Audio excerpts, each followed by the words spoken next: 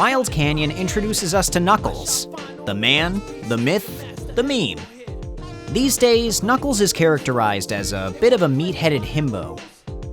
But in the adventure games, he's a lot more tired? Wiser, maybe. He's seen and been through a lot. And you can tell he's more experienced because he has the idea to shatter the Master Emerald, the most sacred item in his culture, rather than let Eggman, or his new rival, Rouge the Bat, fly away with it. So as you can see, Knuckles the Echidna is an incredibly nuanced character with well-established motivations. I'm kidding. I'm not going to do a character analysis of the Angry Red meme guy. But I am going to talk about his gameplay in Sonic Adventure 2. Knuckles levels have always had a bit of a reputation in the community. People complain about them breaking up the action too much, the locations of the emeralds being randomized, and the expectation for Knuckles in 3D was that he'd just play Sonic's levels with a glide. The dowsing gameplay included in 2 consecutive games rubbed people the wrong way. But they're actually pretty clever. Most Knuckles levels are built vertically, with several different layers that compose them. There's no checkpoints or gold rings. The only objective is obtaining 3 fragments of the Master Emerald. This contrasts the more linear goals of the other characters in the game, with the exception of Rouge, who shares this style. The levels being so dense, in addition to the radar only dowsing for 1 fragment at a time when it dowsed for all 3 simultaneously in the original, really frustrated some players. But you have to re-examine the tools that the game gives you, specifically the glide. The strategy that works on almost, emphasis on almost, every level, is to climb up to the highest point on the map and just glide.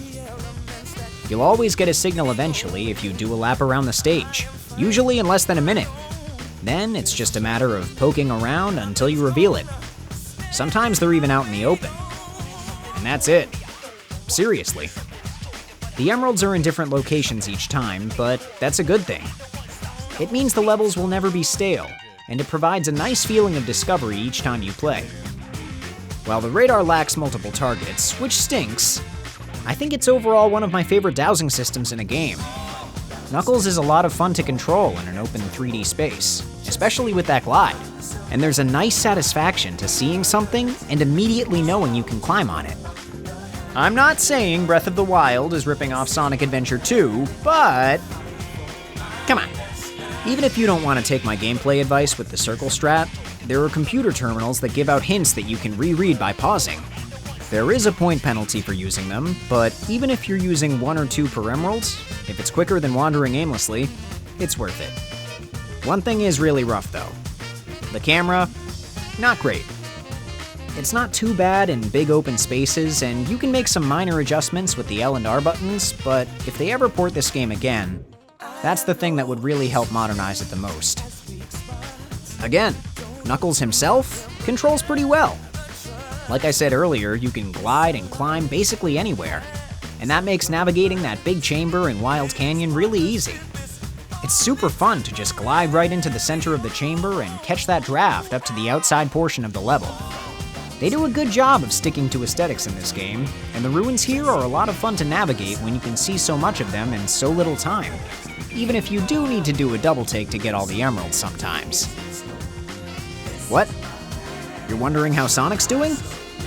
Okay, let's go check in on the Blue Blur.